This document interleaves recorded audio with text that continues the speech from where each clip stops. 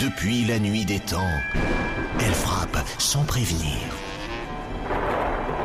Et ses ravages sont terrifiants. La malédiction des 3 corbeaux arrive sur Europe 1 et personne n'y est préparé. Franck Ferrand sur Europe 1. Au cœur de l'histoire.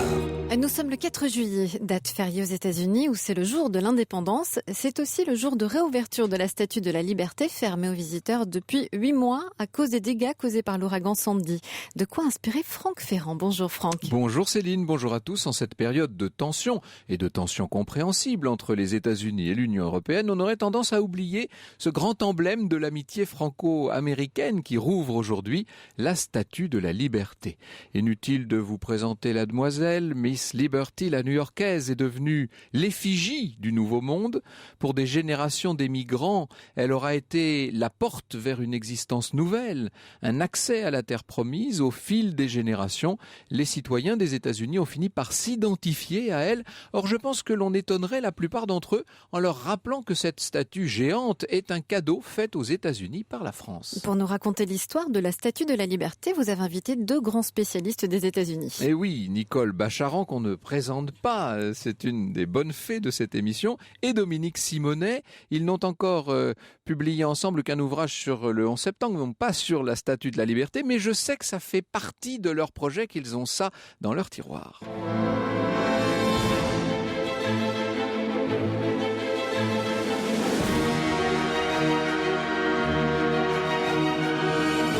De 13h à 14h sur Europe 1, au cœur de l'histoire. Franck Ferrand.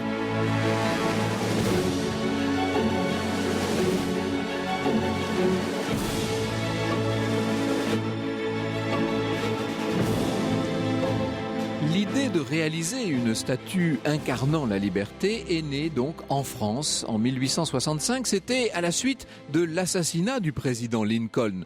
Cet assassinat a été un véritable traumatisme pour les libéraux de toute la planète et notamment en France pour les républicains. Faut pas oublier qu'on est sous le Second Empire à l'époque et qu'il y a ces républicains qui s'inspirent en fait des États-Unis. Ils ont l'intention de frapper une médaille en or, de l'offrir à la veuve de Lincoln. Eh oui, seulement la police du Second Empire est efficace, elle n'aime pas du tout les républicains et la médaille est interdite par la censure, ce qui fait que le projet reste inabouti. Imaginez la consternation dans les milieux républicains et notamment à Glatigny, près de Beauvais, chez un certain sieur Lefebvre de la Boulaye, personnage important, membre de l'Institut, titulaire de la chaire de législation comparée au Collège de France.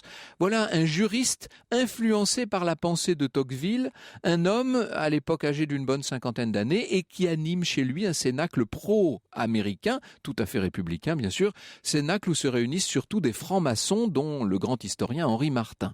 Eh bien c'est là, à Glatigny, que va naître l'idée d'un cadeau des républicains français aux citoyens des États-Unis dans la perspective de la célébration en 1876 du centenaire de leur indépendance. Une manière pour ces amoureux de l'idée républicaine de solliciter la bienveillance de la seule grande république de l'époque, avec, sous-entendu, l'espoir d'un changement de régime en France, bien sûr, qui permettrait d'instaurer des liens profonds de fraternité entre les 2 continents. Or, chez lui à Glatigny, Monsieur de la Boulaye vient justement de faire sculpter son buste.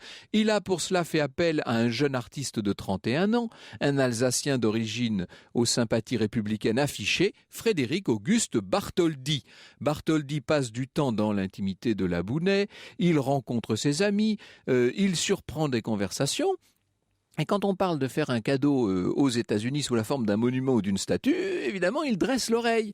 Pour ce jeune Bartholdi, il n'y a pas à tergiverser. Une telle œuvre doit prendre la forme d'une statue colossale, quelque chose de très monumental, à la façon de ces colosses égyptiens de même nom qu'il a pu admirer. Il faut vous dire, il a des références, le jeune Bartholdi. Il sait vraiment de quoi il parle parce qu'en 1856, il a effectué avec tout un petit groupe d'amis esthètes un long voyage en en Abyssinie et en Égypte sur les traces de Flaubert et de Maxime Ducamp. Les amis ont remonté le Nil pendant 8 mois. Ils ont découvert sidéré le gigantisme de l'Égypte pharaonique et pendant tout le périple, Frédéric Auguste n'a pas cessé de prendre des croquis, des dessins, même des photos pour alimenter son imaginaire, son envie d'une statuaire géante. Du reste, ce goût du colossal colle assez bien aux idées de l'époque, il faut le dire. N'oubliez pas que nous sommes en plein dans cette période d'industrialisation enthousiaste. Bartholdi, du reste, a déjà fait ses preuves dans ce registre. Tout jeune, il a présenté dans le cadre de l'exposition universelle de 1855 une statue du général Rapp, une statue dont on ne savait pas trop quoi faire et qui finalement sera déplacée à Colmar en 56. Et puis ensuite, dans les années 65-66, Bartholdi a nourri le projet d'un phare monumental à bâtir à l'entrée du canal de Suez. Ça s'appellerait l'Égypte apportant la lumière à l'Asie, ou bien même la liberté éclairant l'Orient. Vous me voyez venir de la liberté éclairant l'Orient au Caire à la liberté éclairant le monde à New York. Il n'y a qu'un pas vite franchi, un pas de géant certes, mais je vous l'ai dit, les géants, c'est justement le domaine de... Ce titre a été créé durant l'après-midi du 12 février 1924 sous le titre An Experiment in Modern Music. L'histoire sur Europe 1, c'est avec Franck Ferrand. Et c'est la Statue de la Liberté qui est au cœur de l'histoire en ce 4 juillet, fête nationale aux États-Unis. On en parle avec vous, Franck Ferrand, et vos invités. Nicole Bacharan, historienne, spécialiste des États-Unis, consultante d'Europe 1 pour les États-Unis, auteur du 11 septembre, le jour du chaos aux éditions Perrin, qui sera d'ailleurs édité en pocket en septembre prochain, et son co-auteur, Dominique Simonet, écrivain, journaliste et éditeur. Et co-auteur pour un ouvrage qui s'appelait 11 septembre, le jour du chaos, mais aussi peut-être co-auteur pour un ouvrage sur la Statue de la Liberté, Dominique Simonet ? Peut-être, on ne sait pas. Ça fait partie des projets, effectivement. Bon. Alors, revenons à ce dîner où tout s'est noué, tout s'est décidé. On est chez Monsieur de la Boulaye, donc à Glatigny, chez lui, et à table se trouve le jeune sculpteur qui vient de terminer son buste, ce fameux Bartholdi. Oui, et on a là les 2 hommes clés, ceux qui vont être véritablement les pères de la Statue de la Liberté. Bartholdi croit pas trop à cette idée de franco-américaine au début. C'est quelque chose, il n'est pas très familiarisé à ce genre de choses, mais il a en face de lui Édouard de la Boulaye, qui est, vous le disiez, un homme entêté, homme politique. Il sera sénateur et un professeur au Collège de France. Il est amoureux de la Constitution américaine. C'est quelqu'un qui il trouve que c'est vraiment ce qu'on a fait de mieux, et il voudrait la même chose pour la France. On le sait, à ce moment-là, la France connaît un régime d'instabilité. On hésite sans arrêt entre la République, la réaction, etc. C'est vraiment un pays qui Au moment où naît le projet, on est dans ce qu'on appelle l'Empire libéral, c'est-à-dire la fin du Second Empire. Napoléon III a un peu lâché la bride, c'est même, quand je dis un peu, beaucoup. Ouais, donc ce sont les libéraux qui sont au pouvoir, mais dans un cadre monarchique. Et puis il va y avoir bien sûr cette guerre contre la Prusse, et puis l'effondrement de Sedan le 4 septembre 70. Et puis d'un seul coup, alors là, on est dans la grande interrogation, puisque pendant plusieurs années, la classe politique française ne sait pas, elle hésite entre monarchie, république, régime conservateur, régime progressiste. Tout ça est une grande nébuleuse qui n'aboutira qu'à la fin des années 70 sur ce régime républicain vraiment installé, Nicole Bacharan. Oui, tout à fait. Je pense que quand on se replonge dans cette époque, cette guerre de 70, c'est un choc immense en France. C'est vrai que c'est une guerre qui est voulue, déclenchée par Napoléon III, pensant, comme souvent quand on déclenche une guerre, que ce sera rapide, facile, une victoire éclatante. Qui va un peu forcer la main, il faut dire. Enfin, on va pas entrer dans l'histoire de la guerre de 70. Mais qui va redorer en tout cas son blason impérial. Bon, c'est une défaite cuisante à Sedan. Paris est bombardé. Paris est vraiment très très marqué à ce moment-là. Le siège de Paris est extrêmement dur. Ensuite, vous avez la Commune, la réaction. Cette insurrection de la Commune qui va donc durer quelques semaines et qui est noyée dans le sang par le gouvernement légal. Donc, tout ça après ça, on a un gouvernement qui est élu, mais qui est quand même très réactionnaire, élu jusqu'à quel point ça peut se discuter. Et en effet, on ne sait pas trop ce qui va arriver en France. Et Bartholdi Au fond, cette guerre, c'est la guerre de 70 qui l'a fait vraiment adhérer totalement au projet de la Boulay, ce projet de statut et de célébration de la liberté. Il a participé à la guerre, il faisait partie, je crois, de la garde nationale. Il a été l'aide de camp du général Garibaldi, puisqu'à un moment... Garibaldi a fait partie des volontaires, en quelque sorte, qui ont aidé le gouvernement de défense nationale. Et Bartholdi a vu sa ville de Colmar occupée. Il habitait à Paris le quartier Montparnasse, le quartier de la rue Vavin, qui était totalement ravagé par les bombardements. Et c'est vrai qu'au sortir de tout ça, il est totalement convaincu par ce projet. Et la Boulay l'envoie aux États-Unis pour étudier un peu la situation sur place et voir si on pourrait trouver d'abord un bon accueil et puis des financements éventuels. Absolument, c'est une bonne idée d'ailleurs, parce que du coup, Bartholdi va être convaincu et va être partie prenante et même le principal acteur du projet. Mais imaginez ce sculpteur qui va aux États-Unis rencontrer tous les notables et qui leur dit: je veux faire face à New York la plus grande statue qu'on ait jamais construite. Au début, on le prend pour un fou, mais il rencontre quand même le président des États-Unis. Oui. Il rencontre la plupart des personnalités qui comptent. Et puis alors, quand il est arrivé à New York, il a vu une petite île. Là, il a repéré une petite île qui s'appelle l'île Bedloe, et qui est occupée par un fort qu'on appelait l'île aux huîtres, je crois, précédemment. Et il dit là, c'est idéal. C'est face à l'Amérique, face à l'Atlantique. C'est vraiment le lieu de la rencontre franco-américaine. Il faut que ma statue soit construite là. Et on peut dire qu'il rentre en France, Nicole Bacharan, plein de grandes idées. Il a été complètement conquis par cette démocratie américaine. Et là, alors, si vous me passez cette expression, il est gonflé à bloc. Il a très envie. C'est vrai, parce qu'il a fait une sorte de voyage initiatique, en quelque sorte. Il a vu tous les grands lieux de la démocratie américaine. Bon, il est allé à Washington, il s'est recueilli dans la plantation de George Washington à Mount Vernon, il est allé à Philadelphie, il a visité Independence Hall, là où a été proclamée et signée la déclaration d'indépendance. Là, il a repéré un portrait de Lincoln, donc le héros de la Boulay, un portrait de Lincoln où derrière, en fond, il y a une sorte de soleil avec des grands rayons, une sorte d'allégorie de la lumière. Et là, il s'est dit, mais ça serait très très bien pour ma statue. Donc on va quelque chose qui prend forme. Et il va jusqu'en Californie. Il voit ces paysages immenses, les séquoias gigantesques, et ça le conforte dans ce que vous décrivez, cette envie de colossal. En fait, voilà, il faut du colossal. Le comité français va réunir des souscriptions. Bartholdi va travailler à son modèle. Alors il avait cette idée de phare qui représentait une égyptienne. Cette fois, ça va être une européenne au profil grec. Bartholdi, alors quel est le modèle? Ça, on va en parler avec vous. On va voir qui a servi de modèle.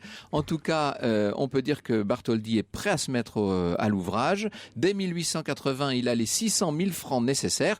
Alors, il crée ses ateliers pour fabriquer des ateliers ad hoc pour fabriquer cette gigantesque statue. On y vient dans un instant. Franck Ferrand. Parisiens, ceux qui connaissent, on est entre la rue Médéric et la rue de Chazelles, tout près du parc Monceau, en fait. Et il y avait là les établissements Monduit et Béchet qui ont été rebaptisés Gaget et Gauthier.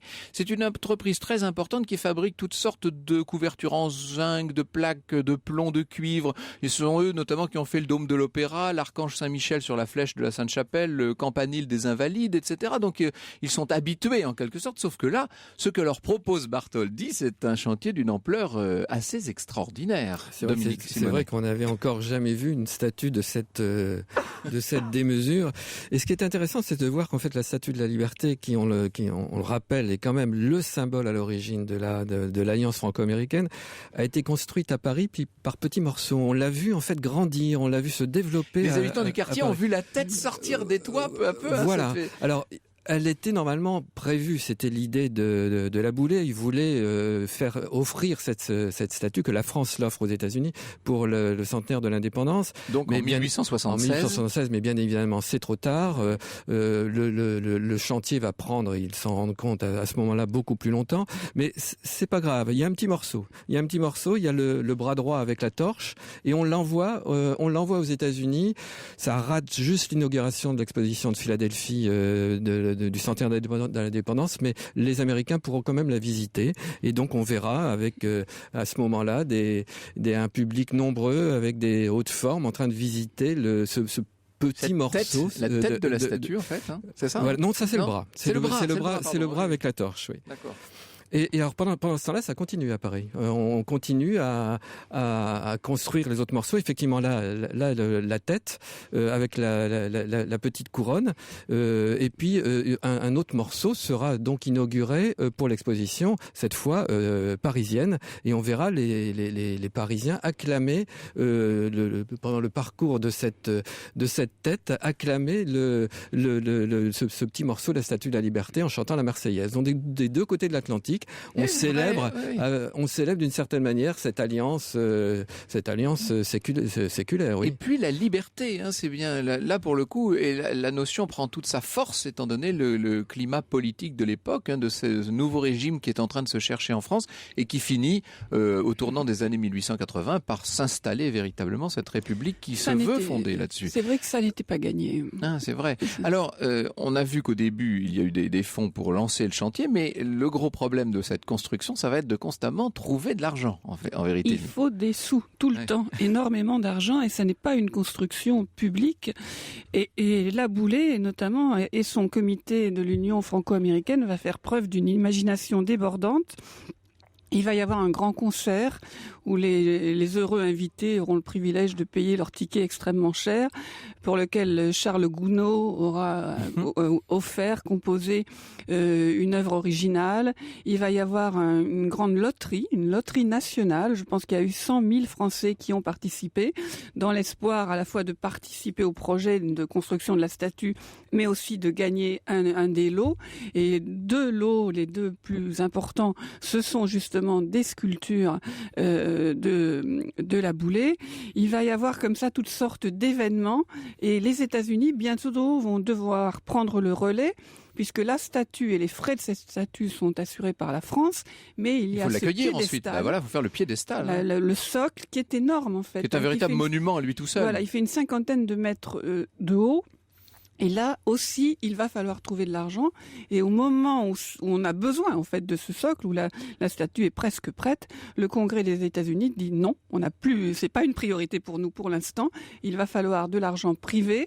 Et c'est Joseph Pulitzer, celui qui donnera son nom à ce fameux prix des journalistes, voilà, qui va ouvrir les colonnes de son journal le New York World pour attirer et susciter au fond l'enthousiasme pour ce projet et donc les dollars nécessaires.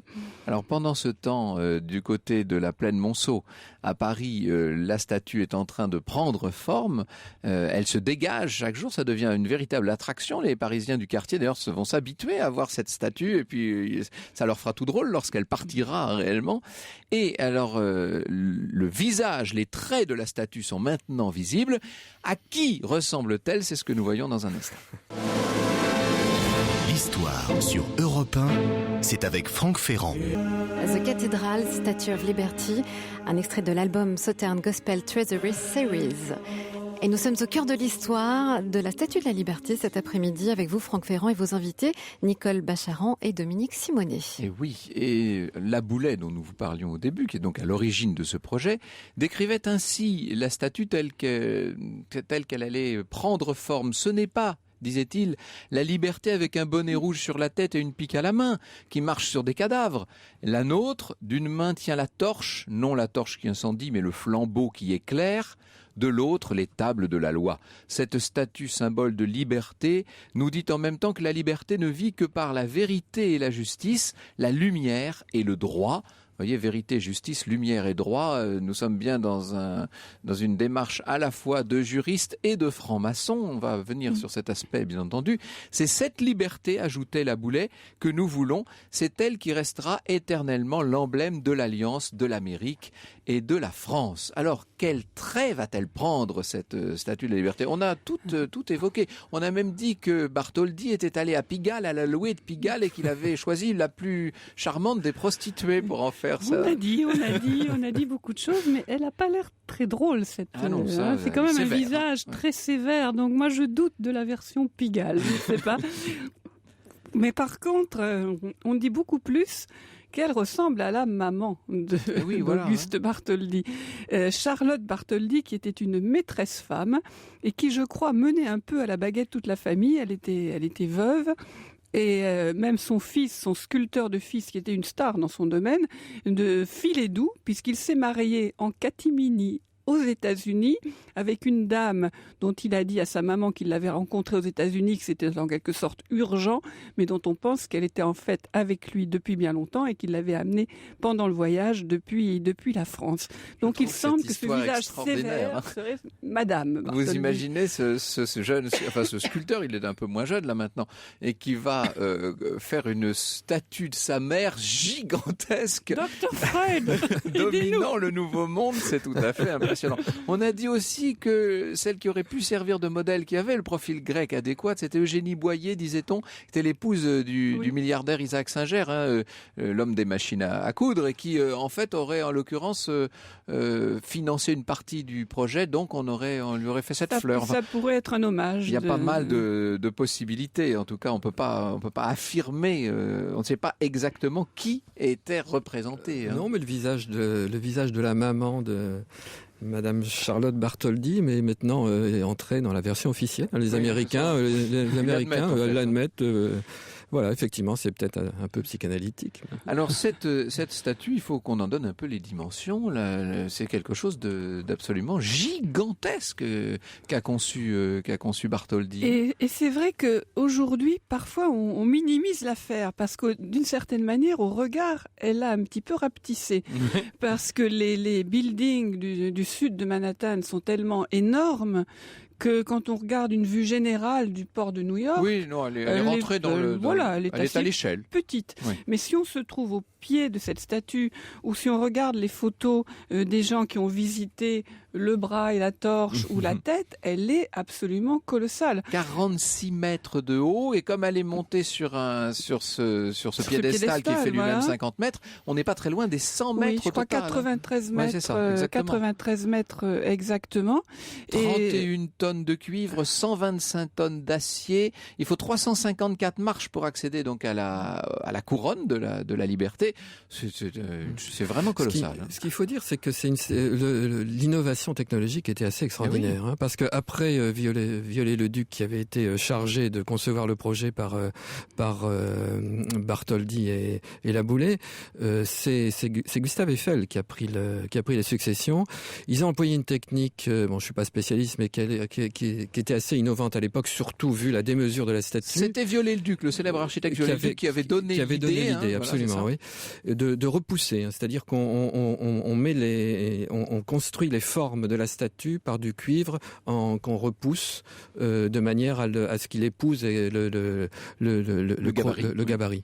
Et puis c'est une statue qui est creuse, c'est-à-dire qu'il y a une armature, et ça c'est quand même une idée assez géniale. Il y a une armature et on lui a collé une peau de cuivre qui est assez fragile d'ailleurs, à tel point qu'elle a été souvent restaurée. Oui. Oui, ça s'oxyde en fait, tout simplement. Ça s'oxyde ces plaques de cuivre. Et donc du fait de cette structure, on peut effectivement la visiter, on peut rentrer à l'intérieur, on peut monter jusqu'à la couronne, et actuellement d'ailleurs les Américains conseillent demandent presque un certificat médical pour y monter, parce que c'est pas si facile que ça. Il y a quand même un escalier en hélice qui fait, je crois, c'est 254 marches. Voilà, exactement. Oui, c'est comme pour une tour de cathédrale. C'est une ascension. C'est une ascension. Oui. Alors, ce qui est pratique avec cette technique du cuivre repoussé dont vous nous avez parlé, c'est que ça permet de la démonter en partie quand même, cette statue, ce qui va être bien utile au moment de la transporter, parce qu'il faut lui faire traverser l'océan, bien entendu. Ça, c'est quand même incroyable. On se rend compte donc qu'elle a été construite morceau par morceau. Au même moment, vous avez des Américains qui visitent le bras et la torche. Vous avez des Parisiens qui visitent la tête. Et puis, malgré tout ça s'élève par petits bouts, boulon par boulon, plaque de cuivre après plaque de cuivre, dans ces ateliers dont vous parliez, dans le 17e. Et tout va être redémonté redémonter entièrement pour pouvoir être transportés par bateau. Et donc, les Américains vont hériter de à peu près 300 caisses de bois dans lequel c'est un véritable puzzle dans lequel se trouvent tous les morceaux de la statue et qu'ils vont remonter boulon après boulon dans l'île qui deviendra l'île de la Liberté, mais qui s'appelle encore l'île de Bedloe à l'époque. Voilà ce qu'on pouvait lire dans le petit journal du 3 juillet. C'est presque l'anniversaire, 1885. Les journaux des États-Unis donnent des détails sur l'arrivée de la statue de Bartholdi à New York. Le navire l'Isère, convoyé par la frégate amirale La Flore, a fait son entrée, salué par les salves d'artillerie et les acclamations d'une foule immense. Une escadre de 90 navires, parmi lesquels plusieurs navires de guerre américains, accompagnaient les navires français. Le récit de Franck Ferrand. Et oui, aujourd'hui on parle de la Statue de la Liberté. Vous allez nous conter celle de la petite Statue de la Liberté. Oui, voilà, parce qu'elle a sa petite sœur, évidemment, que connaissent bien les Parisiens. Ce qu'il faut dire quand même, c'est que Laboulaye, on va y revenir tout à l'heure, Laboulaye et Henri Martin sont morts en 83. C'est Lesseps, le célèbre Ferdinand Lesseps, qui est désormais président de l'Union franco-américaine. Et la statue, avant de partir, va recevoir la visite de celui qui est, j'allais dire, le roi de la République, qui est le grand Français de l'époque, qui est tout à fait à la fin de sa vie d'ailleurs, c'est Victor Hugo en personne, et qui assiste au départ de la statue et qui dit « La mer, cette grande agitée, constate l'union de deux grandes terres apaisées. » On imagine très bien Victor Hugo. Entre parenthèses, on se demande si lorsqu'on faisait visiter à Victor Hugo une exposition ou quoi que ce soit, il ne pensait pas surtout à ce qu'il allait pouvoir écrire sur le livre d'or à la sortie. Alors l'État a pris l'affaire en charge, il faut le dire, et le 4 juillet 1884, il y a la cérémonie de remise aux États-Unis. Ça devait être Jules Ferry, le président du Conseil, qui devait s'en charger, mais il est malade.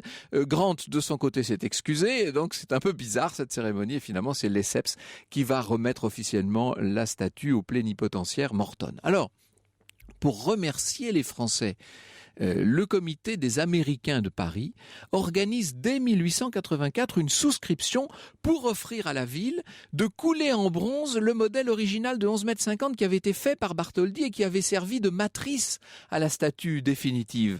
Et le 13 mai 1885, le conseil municipal peut donc assister à l'inauguration de cette fameuse statue Place des États-Unis.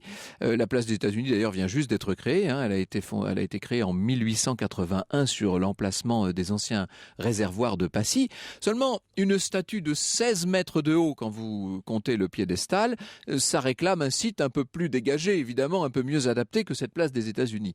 Donc, la statue, Alors d'ailleurs, ce qu'il faut dire, c'est que la statue inaugurée, ce n'est pas celle qu'on peut voir aujourd'hui, parce que comme l'ambassadeur Morton achevait sa mission le 14 mai et devait quitter Paris, il va bientôt devenir vice-président des États-Unis, on a inauguré l'original en plâtre, mais cet original, évidemment, était trop fragile pour être maintenu dehors aux intempéries. Et donc, il a très vite regagné les ateliers du fondeur Thiebaut, rue Guersan, et la statue en bronze sera achevée 2 ans plus tard. C'est elle, bien sûr, que l'on peut contempler aujourd'hui. Alors, où ? Mais c'est la grande question. Il faut lui trouver un emplacement à cette petite sœur de la grande statue de la Liberté de New York. Alors, en juillet 1888, le conseil municipal de Paris se met enfin, parce que ça a été de longues discussions, se met enfin d'accord sur la pointe aval de l'allée des Cygnes, donc dans l'îlot des Cygnes, sur la Seine. On est quand même très à l'ouest de la ville, il faut dire.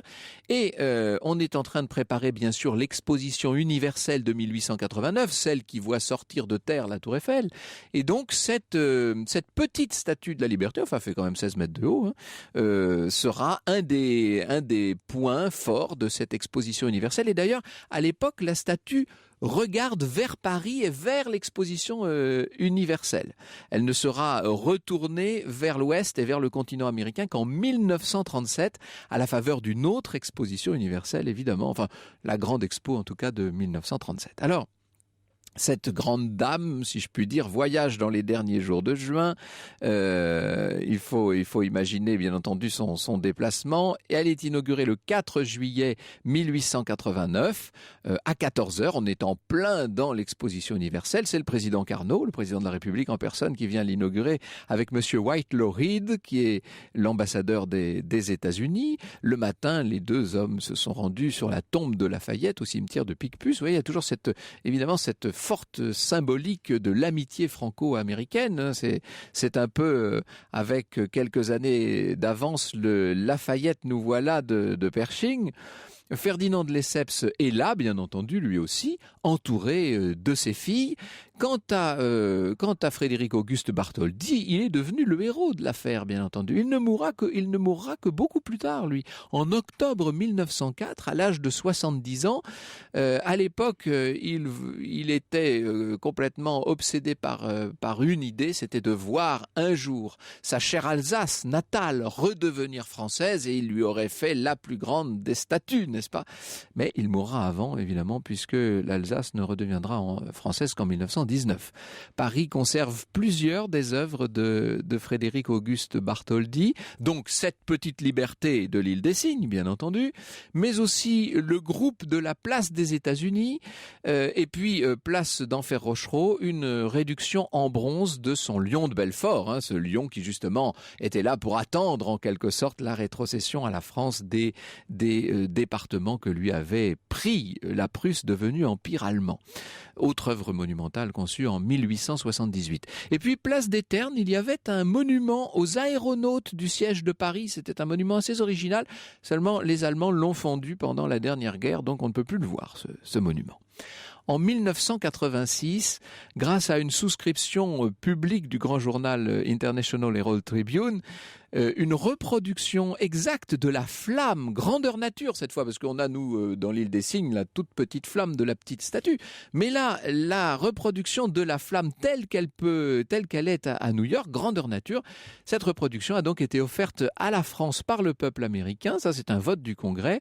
Elle a été installée en 87, place de l'Alma, vous savez, au-dessus du fameux tunnel où la princesse de Galles devait trouver la mort le 31 août 97.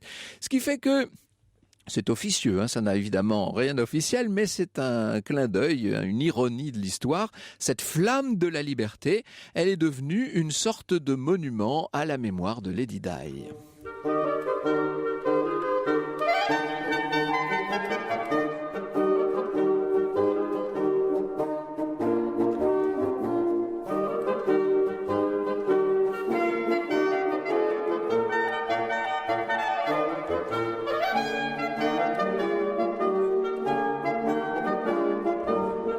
Mathieu Lussier, hymne à la Statue de la Liberté, une musique composée par François-Joseph Gossec. Et ce qu'il faut dire pour ce qui est des reproductions de la Statue de la Liberté, en tout cas pour ce qui concerne la France, parce qu'il y en a dans le monde entier pour tout vous dire de ces reproductions, il faut dire qu'une première copie avait été installée à Hanoï. Il ne faut pas oublier que la France à l'époque est en train de coloniser le Tonkin, donc on installe, c'est un paradoxe, la liberté à Hanoï, une autre à Bordeaux, et puis très récemment, vous le savez, en juillet 2004, pour le centenaire de la mort de Bartholdi, une réplique de 12 mètres a été inaugurée dans sa ville, à Colmar, et à l'heure où je vous parle, c'est la plus grande réplique de la Statue de la Liberté existant sur la planète. Avec Lady Liberty, un extrait de son album New York. Nous sommes au cœur de l'histoire de la Statue de la Liberté avec vous, Franck Ferrand, et on a beaucoup de réactions de nos auditeurs. Nos auditeurs sont passionnés par cette histoire de Statue de la Liberté. J'ai lu quelque part, nous dit Dominique, que Bartholdi s'était inspiré d'une statue qui se trouve à l'intérieur de l'église Santa Croce de Florence. C'est une des possibilités. Pour tout vous dire, on vous a donné 3 pistes, mais j'en avais relevé 11, moi. Donc chacun a sa théorie, et il y a même des personnes, parce qu'il faut imaginer la littérature à laquelle a pu donner lieu cette statue de l'autre côté de l'Atlantique. Il y a des gens qui ont écrit des livres entiers pour expliquer de qui Bartholdi s'était inspiré. Quant au bateau qui a transporté la Statue de la Liberté, nous dit Christian, il a coulé dans la rade de l'Orient. Eh bien, figurez-vous qu'il y est toujours. Voilà, ça c'est une information. Concernant la Statue de la Liberté, nous dit par ailleurs Arnaud, je voulais vous signaler l'existence d'une réplique de cette statue dans la petite station balnéaire de Soulac-sur-Mer, à la pointe du Médoc. La statue fait d'ailleurs face à l'océan, sans doute pour faire face à l'original. Il faut dire qu'il y en a partout dans le monde, ces reproductions de Dominique Simonet. Il y en a même à Paris, au Jardin du Luxembourg. Il y a une petite au Jardin du Luxembourg, à côt d'un chêne qui reste un chêne tout à fait malingre, d'ailleurs, un peu curieux, il ne veut pas pousser celui-là, qui est censé commémorer les attentats du 11 septembre. Donc il y a toujours aussi cette force symbolique de la Mais alors, de justement, la ce symbole, Nicole Bacharan, est-ce que c'est le symbole de la liberté? Est-ce que c'est le symbole des États-Unis? Est-ce que c'est le symbole des États-Unis et de la France alliés? Est-ce que c'est aussi peut-être un symbole maçonnique? Parce qu'il faut dire que tous les gens dont nous avons parlé, Laboulaye, Bartholdi, Lesseps, enfin tous ceux qui de près ou de loin ont œuvré à la construction de cette statue étaient des francs-maçons notoires et très engagés, si je puis dire. Oui, et ça joue un vrai rôle dans leur adoption de ces idéaux républicains, libéraux, français et américains à la fois, comme ça avait été le cas pendant la Révolution française et pendant la guerre d'indépendance des États-Unis, avec des gens comme Washington, Jefferson, Madison, etc., qui étaient tous francs-maçons. Et leur point de vue à la fois de modérés, ce sont des gens qui détestent les révolutions sanglantes, mais libéraux, qui sont donc de vrais républicains attachés aux libertés publiques et aux libertés individuelles, elles sont présentes de mille manières. La torche, les tables de la loi, les chaînes brisées, qui sont aussi le symbole de la fin de l'esclavage, tout ça nourrit la symbolique de cette statue. Mais au fond, j'ai l'impression que chacun l'a adopté selon son cœur et ses élans particuliers. J'ai l'impression malheureusement parfois que pas mal d'Américains oublient que c'est un cadeau de la France, que c'est un symbole de l'alliance franco-américaine, tellement c'est devenu le symbole de la liberté américaine. La statue a d'ailleurs été fermée plus de 3 mois après les attentats du 11 septembre, parce qu'on pensait, ça ne me paraît pas absurde, que ça pouvait être une cible, parce que c'est tellement symbolique. C'est un symbole absolu, oui, voilà. C'est vrai. Et puis, c'est devenu le symbole de la liberté, vraiment, pour les millions d'immigrants qui ont quitté l'Europe. C'est-à-dire que quand on voit, on a bien sûr à l'esprit les images du film de Charlie Chaplin, mais sur l'émigré qui arrive donc aux États-Unis, mais pour tous ceux qui ont quitté l'Europe, qu'ils fussent italiens, polonais, etc., et de tous les pays, l'arrivée dans le port de New York, l'arrivée dans cette terre promise, c'était d'abord l'accueil de Lady Liberty. Absolument. Ils arrivaient en bateau, c'est plus le cas pour les immigrants d'aujourd'hui, ils arrivaient en bateau après des traversées souvent difficiles, en général dépouillés de leurs derniers sous pour payer le passage, et ils fuyaient la famine, je pense aux Irlandais, les pogroms pour les juifs polonais, ukrainiens. 12 millions d'immigrants arrivent entre le moment où cette statue est inaugurée et le début des années 50. Donc c'est colossal.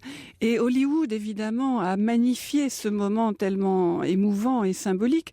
Vous citiez Charlie Chaplin, mais on pense aussi au film d'Elia Kazan, où vous avez ces immigrants tassés sur le pont et qui voient dans la brume cette statue qui tout d'un coup surgit et qui hurle « America ». Et comme beaucoup de réalisateurs hollywoodiens qui ont vraiment nourri le rêve américain sont d'origine européenne et ont fui diverses persécutions dans leur continent d'origine, Miss Liberty, elle est vraiment au cœur de toute l'histoire et elle est très chère au fond au cœur des immigrants. Et aujourd'hui, dans le port de New York, on la voit plus petite qu'autrefois et elle en est, je dirais, d'autant plus émouvante. Oui, c'est vrai. Elle a été un peu écrasée par tout ce qui a pu être construit.